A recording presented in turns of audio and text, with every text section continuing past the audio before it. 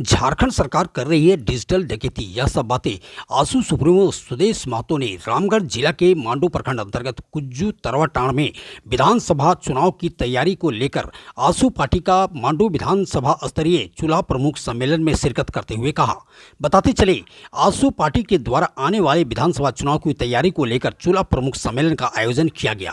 कार्यक्रम की अध्यक्षता आजसू जिला अध्यक्ष दिलीप डांगी व संचालक जिला सचिव लालचंद महतो व उमेश महतो ने किया। कार्यक्रम में आसू सुप्रीमो सुदेश महतो, गिरिडीह सांसद चंद्रप्रकाश चौधरी, गोमिया विधायक लंबोदर पाठक, रामगढ़ विधायक सुनीता चौधरी सहित मांडू विधानसभा प्रभारी सह पूर्व उम्मीदवार तिवारी महतो सहित सैकड़ों की संख्या में आसू प्रतिनिधि व महिला, पुरुष और समर्थक मौजूद हुए। कार्यक्रम में आसू सुप्रीमो सुदेश महतो ने विधानसभा क्षेत्र के विभिन्न क्षेत्रों से आए समर्थकों एवं सभी चुनाव प्रमुखों और कार्यकर्ताओं को शपथ दिलाई ताकि पंचायत से लेकर विधानसभा तक संगठन मजबूत हो। सुदेश महतो ने हेमंत सरकार को आड़े हाथ लेते हुए कहा कि यह सरकार डिजिटल डकैती कर रही है, जिसमें रातों रात जमीन का घोटाला हो जाता है। छोटे बड़े जमीन मालिकों का जमीन डिजिटल रूप से हटा दिया जाता है, फिर उसकी जमीन को तोल मोल कर बात किया जाता है।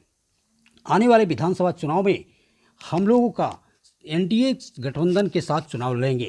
वहीं मौके पर गिरिडीह सांसद चंद्रप्रकाश चौधरी ने कहा कि हेमंत सरकार आपके द्वार कार्यक्रम में फिर से लोगों को बेवकूफ़ बनाने का काम कर रही है। पहली बार कार्यक्रम किया तो लोगों ने आवेदन दिया, दूसरी बार आवेदन लिया गया, तीसरी बार लिया गया, परंतु आवेदन घटने की जगह और बढ़ रही है। अगर सही तरीके से क्रियान्वित होता तो आवेदन की संख्या नहीं बढ़ती। अब चौथी बार आवेदन लेकर लोगों को बेवकूफ़ बना रहे हैं। वहीं गोमिया विधायक लंबोदर महतो ने कहा कि राज्य की 3.5 करोड़ जनता को संदेश है, वर्तमान में जो निकम्मी और विकास विरोधी सरकार को उखाड़ फेंके और आने वाले विधानसभा में एनडीए की सरकार बनानी है, क्योंकि यह सरकार सिर्फ घोषणा की है और आश्वासन दिया है, घोषणा को पूरा नहीं किया। वहीं आसू विधानसभा प्रभारी आजसू प्रत्याशी मांडू तिवारी महतो ने कहा कि जनता ही सब कुछ होता है, जनता का प्यार ही है जो हजारों की संख्या में आज जमा हुए हैं। अगर मैं चुनाव जीतता हूं, ना तो सरकारी आवास लूंगा, ना ही पैसा जो कमाऊंगा जनता को दूंगा। महिलाओं के सम्मान का आपका सोच और आपके सोच को धन्यवाद देते हैं। महिला सम्मान क्या हुआ? महिला सम्मान वही हुआ पुरुष प्रधान समाज के पांच में महिला जिस दिन खड़ी हो जाए और बोलने का अधिकार मिले, वो महिला सम्मान हुआ। ये एक हमारा एक ऐसा दायित्व जो एक साधारण परिवार को राजनीतिक बोध कराना, उन्हें राज्य की राजनीति में एक नेतृत्व करने क्षमता भरना और उन्हें आने वाले समय की चुनौतियों का बेहतर रूप से राजनीतिक सामना कर पाए, उसके लिए तैयार किया जाता है।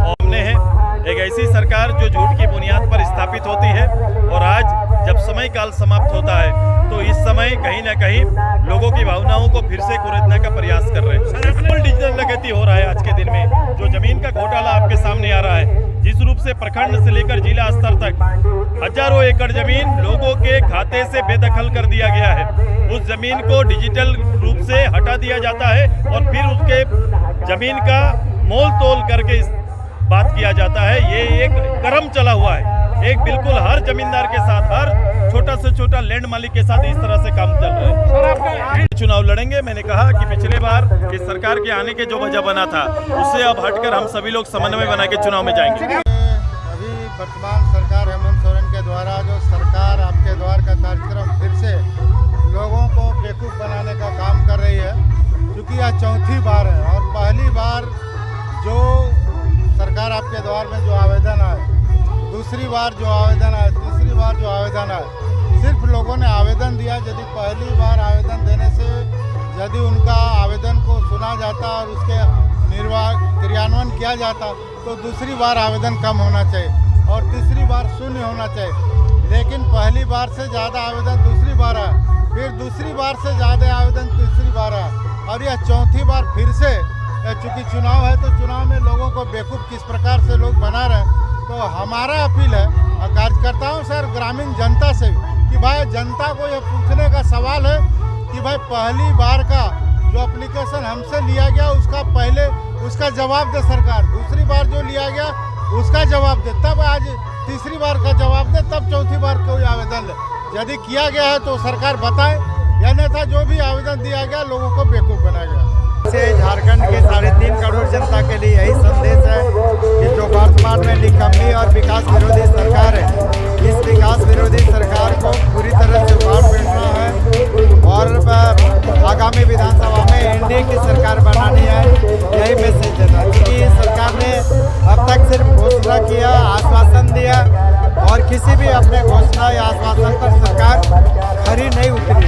तो निश्चित रूप से राज्य की जनता इस सरकार को निश्चित रूप से यहाँ से उखाड़ फेंकने का काम करेगी।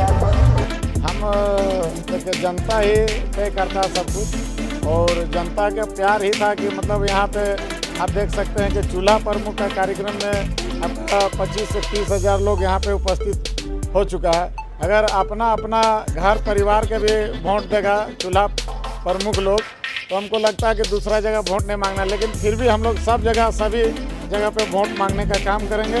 अगर आंसू पार्टी पूर्व में भी हमको प्रत्याशी बनाया था, उससे पहले भी प्रत्याशी बनाया था और थोड़ा सा हम लोग चुके थे और जनता के बीच में जाएंगे और ऐसा करके भी दिखाएंगे कि जब तक मतलब राजनीतिक हम कर रहे हैं, अगर तब तक हम जनता का ऐसा दिखा के काम करेंगे।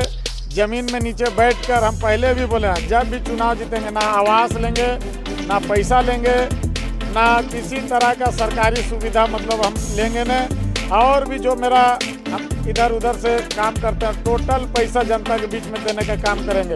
जीवन में कोई ना लेके आया ना कोई लेके जाएगा।